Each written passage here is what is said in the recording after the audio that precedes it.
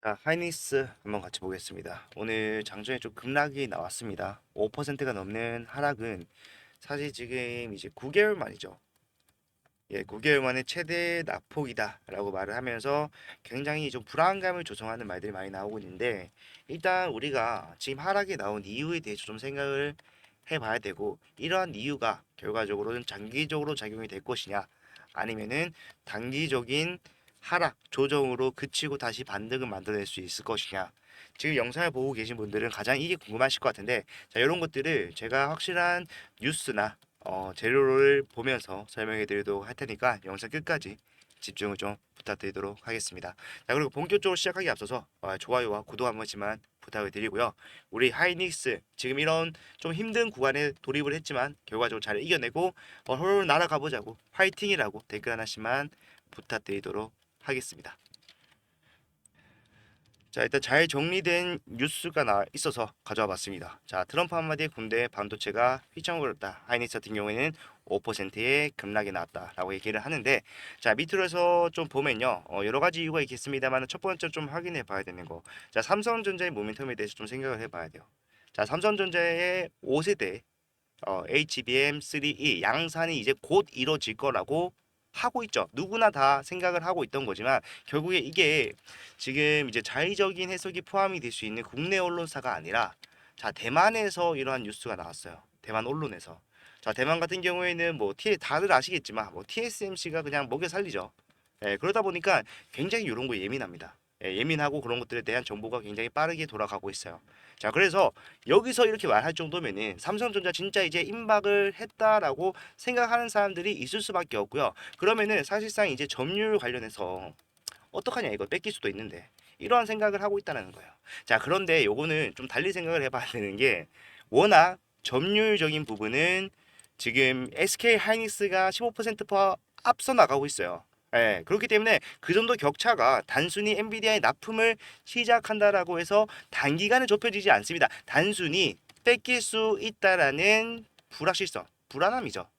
이런 것들로서 이제 차이 매물이 좀 나왔다라는 거를 우리가 알 수가 있고요. 자, 트럼프 관련해서 어떤 얘기가 있었길래 이렇게 얘기를 하냐 하시는 분들이 계시는데, 자, 얘가 뭐라고 했는지 좀 보면요. 자, 대만은 우리 반도체 사업을 전부 가져갔다. 그래서 엄청나게 부자가 됐는데, 자, 대만이 새로운 공장을 지금 우리나라 짓는데 그거 어차피 우리가 내는 보조금으로 짓고 있잖아. 그런데 이거 어차피 내가 보조금 줘서 공장 지어봤자 거기서 축소되는 부를 본인들이 가져갈 것이고, 그 공장도 마찬가지로 자기네 나라로 가져갈 것이다. 이렇게 얘기를 했는데 뭐 정확한 내용은 좀 세부적인 내용들도 있겠죠. 근데 중요한 거는요. 자, 이 트럼프 대통령 같은 경우에는 자국민 우선 정책 거의 병적이죠.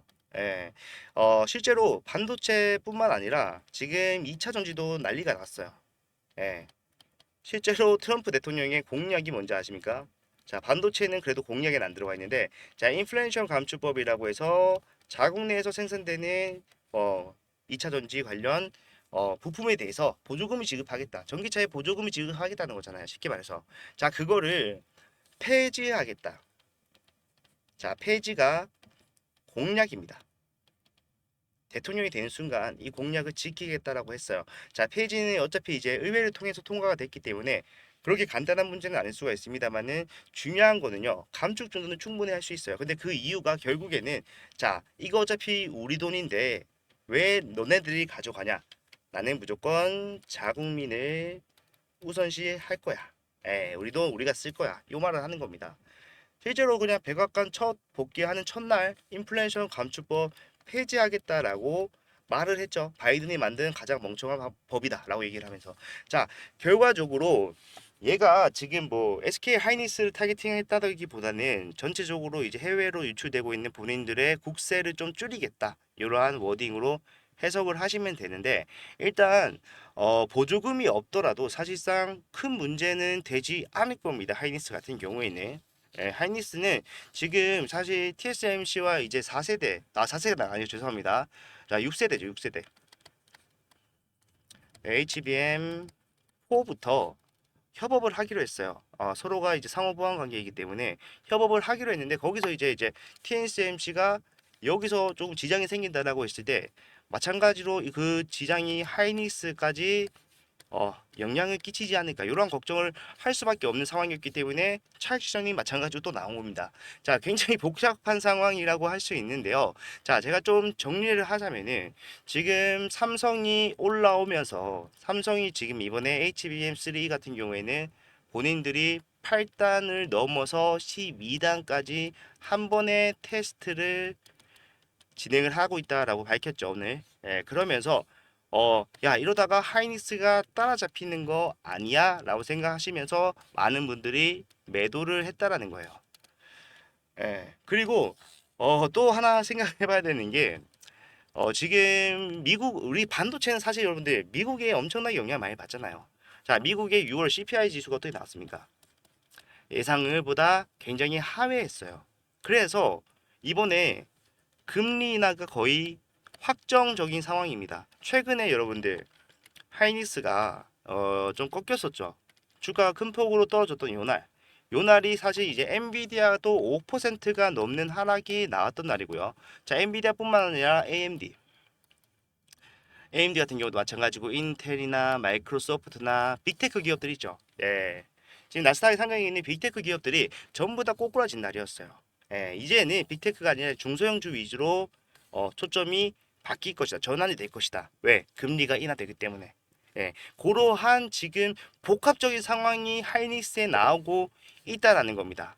예, 제가 지금 너무 안 좋은 말만 한다라고 생각하실 수가 있는데 결국에는 하이닉스가 지금 적용받고 있는 모멘텀에서는 하이닉스 본연의 문제는 단 한 개도 없다라는 게 팩트죠. 음. 많은 말씀을 드렸지만 결과적으로는요. 삼성전자가 올라온다고 하더라도 점유율 그렇게 쉽게 따라잡힐 수 있는 것도 아니고 결국에 엔비디아에 납품할 수 있는 것은 한정적일 수밖에 없습니다. 자, 하이닉스와 삼성 서로 공존하면서 상부상조하면 좋겠지만 사실상 이제 종합 이제 구조상 그게 잘 안 돼요. 하이닉스 같은 경우에는요.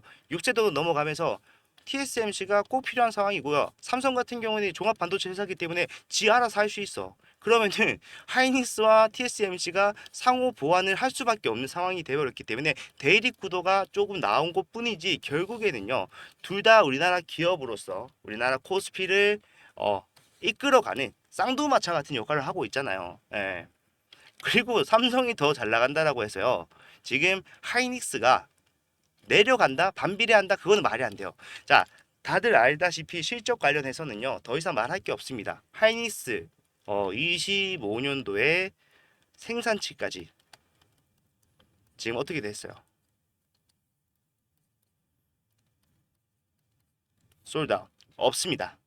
예, 계약이 다 체결된 거나 마찬가지예요. 없어서 못 팔고 있잖아요. 자, 그래서 제가 중요하다라고 좀 설명해 드리고 싶은 게, 자, 하이닉스뿐만 아니라 삼성전자도 마찬가지고 우리가 과거에 어떤 게 좀 있었습니까? 과거에는 실리콘 사이클이라고 했어요. 예, 일정한 주기로 반도체 관련 빅테크 기업들이 계속해서 상승과 하락을 반복하는 거예요. 자, 이게 3에서 4년 주기로 반복이 되는데 그거를 우리는 실리콘 사이클이라고 불렀습니다. 반도체 사이클이라고 하긴 하는데 마찬가지로 하이닉스도 최근 들어서 그러한 흐름에서 완벽하게 벗어날 수는 없었죠. 자, 상승을 했고요. 거기서 조정이 나오다가 3년차, 4년차 되자마자 다시 올라오고 있는 이러한 흐름인데 결국에 4년이 끝나면 다시 주가가 빠질 것이다. 이렇게 생각하시는 분들이 있는데 자, 요거는 이제 깨졌다라고 보는 게 맞습니다.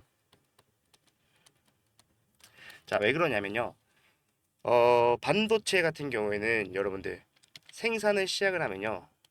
멈출 수가 없어요. 칩 하나를 만드는데 반도체 하나를 만드는데 잠깐 만들어서 찍어내고 다음 거 찍어내고 그런 게 아니라 하나 만드는데 3개월이 걸려요. 이 3개월이 걸리는 과정 중에서 잠깐이라도 멈칫했다라가는 이거 폐기해야 됩니다. 그래서 내가 생산을 결국에는 뭐예요? 멈출 수가 없다는 거죠. 생산량 좀 천천히 만들 수 있어도 멈출 수가 없어요. 그래서 이 반도체 사이클이라는 것 자체가 이제 수요와 공급 그리고 재고에 밀접한 연관이 있습니다. 예, 요거를 제가 빈약하지만 간단하게 좀 정리해 놓은 거 있기 때문에 요거 같이 보도록 할게요. 자, 일단 간단하게 시작은 이제는 잘 모르겠지만 처음에는 이제 경기 위축이었을 겁니다. 예, 경기 위축이 되면서 PC나 서버의 수요가 감소됩니다. 그러면은 당연히 산업 자체의 수요가 내려갈 수밖에 없어. 수요가 감소할 수밖에 없어요. 그런데 수요가 감소했다는 거는 결국에 디램 업체들이 아무리 많이 찍어내서 가지고 있어봤자 팔리지 않는다는 거죠. 자, 그러면은 이 디램 생산 업체들은요, 재고를 줄여요. 그런데 반도체 같은 경우에는 이미 안정된 사업입니다. 산업입니다. 산업. 음, 수요가 줄어들 수는 있지만 결국에 끊길 수는 없다는 거예요. 예, 꾸준한 수요가 있다는 거죠. 그러면은 재고가 줄어들기 때문에 결국에 언젠가는 이제 수요가 다시 공급을 앞지르는 현상이 발생을 하게 된다라는 거예요. 그러면은 또 수요가 증가해. 자, 수요가 증가했다 그러면은 영업이익적인 측면에서 어떻게 하겠습니까? 당연히 가격을 높이겠죠. 예, 수요가 높으니까 공급보다 수요가 많아지면요. 그러면은 가격을 당연히 올리잖아요. 그러면은 그걸로 인해서 또 실적 잡아야 되니까 생산량을 늘리는 거야. 그러면 또 재고가 늘어납니다. 자, 이런 식으로 계속해서 돌아간다는 거예요. 자, 그런데 여기서 중요한 거는 일단 뭡니까? 재고적인 측면. 네, 재고가 있어야지 뭐 수요가 앞지든지 나발이든지 할 건데 결국에 뭐예요? 지금 25년도까지 물건이 없어서 못 판다니까요. 예, 물건이 없어요. 내가 있으면 당장이라도 팔 수 있는데 이거 찍어내는 족족 가져가 버려서 재고라는 게 있을 수가 없는 상황이다. 자, 그리고 이거 만드는데 계속해서 오래 걸린다고 말했어요. 그래서 25년 뒤 25년도까지 생산하는 모든 물량이 돼서 내가 사겠다라고 하는 구매자들이 이미 계약이 끝나 있는 상황입니다. 실적 관련해서는요. 걱정할 게 없습니다. 적어도 내년까지는. 근데 내년만 그럴까요? 이제 내년에는 또 뭐가 있습니까? 제가 아까 말씀드렸던 HBM 6세대 뭐예요? 뽀가 나오잖아요. 예, 뽀가 나옴으로써 결국 이때부터는 사실상 이제 파운드리가 좀 부족한 SK 하이닉스 같은 경우에는 TSMC랑 이제 협업으로 삼성과 대립을 하게 될 것 같은데 일단 중요한 거는 이 TSMC가 사실 지금 삼성에 미치는 회사가 아닙니다. 이건 다들 알고 계실 건데 일단 TSMC 같은 경우에는 파운드리 부분에서는요 삼성과 경쟁 자체가 안 돼요.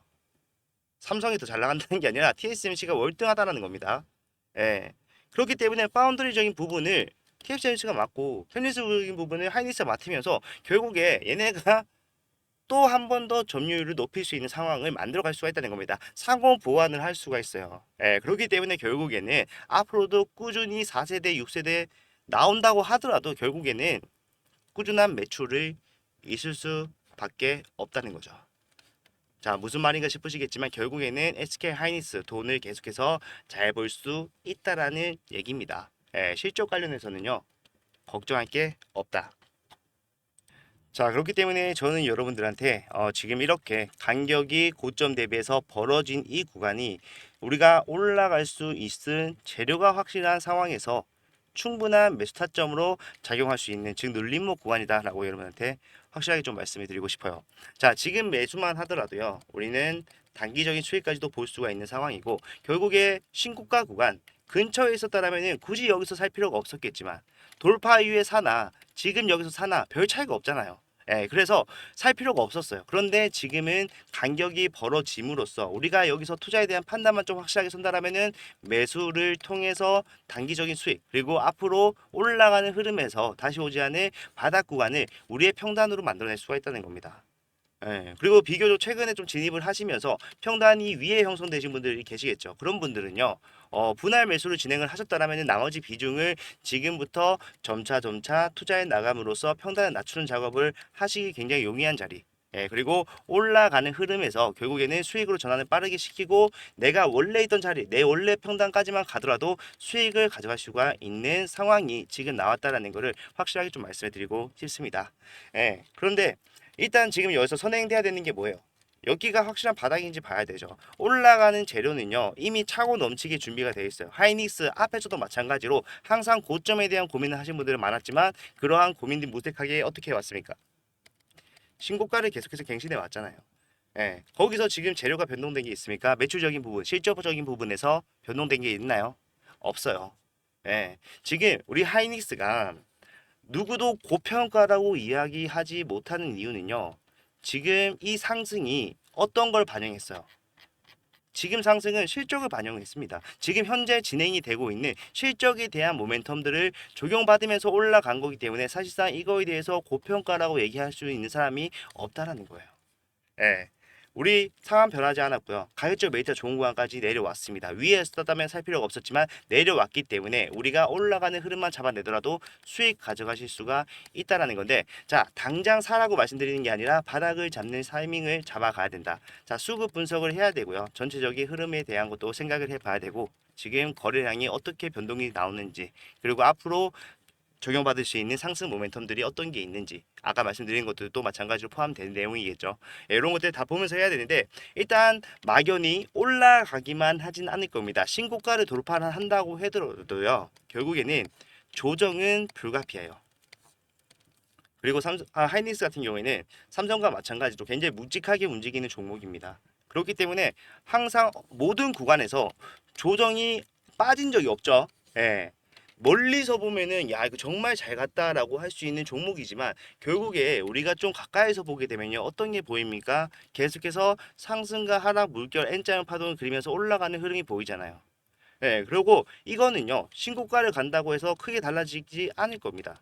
예, 조정의 폭이 좀 달라질 수는 있겠지만 결과적으로 우리가 조정이 나오는 것까지 고려를 해서 대응을 해야 되고, 만약에 그 조정이 우리가 생각할 수 있는 조정보다 조금 더 넘어간다, 과매나 폭이 나올 수 있는 자리가 왔다라고 하면요, 거기서는 또 어떻게 해야 됩니까? 매도까지도 생각을 해보는 이러한 유연한 판단을 동반해서 우리는 하이닉스를 투자 계속해서 진행을 해야 된다는 거죠.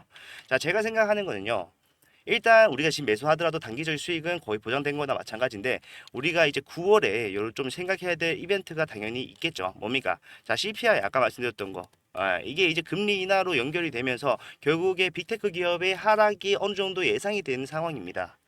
예, 하이닉스도 그거는 피해갈 수 없어요. 그러면은 우리가 지금 시간이 한 2달 정도 남아있기 때문에 상승 시원하게 맛보다가 9월달 되기 전에 그러한 모멘텀들이 적용받는 상황이 발생했다, 어떻게 해야 됩니까? 매도를 해야 됩니다. 자, 전체 매도하라는 게 아니라 분할 매도로서 우리가 수익 챙겨놓고 다시 저점을 잡는 작업을 해야 될 수도 있다는 거고, 그러한 것들 여러분들 타점을 좀 어떻게 잡는지 잘 모르겠다, 어려움이 있다라고 하시는 분들한테는요, 제가 실시간으로 말씀을 드리고 있기 때문에 걱정은 하실 필요가 전혀 없다라는 거죠.